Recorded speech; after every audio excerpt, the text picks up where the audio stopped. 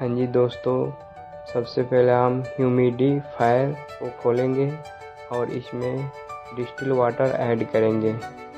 इतना ही distil water add करना है जो मिनिमम पे हो। उसके बाद फिर मैं इसको लगाऊंगा, अच्छे से लगानी है ताकि लीक ना करे। उसके बाद मैं इसको ऑन करके आपको दिखाता हूँ। देखिए बिल्कुल परफेक्ट डिस्टिल वाटर हम ऐड किया है इसमें।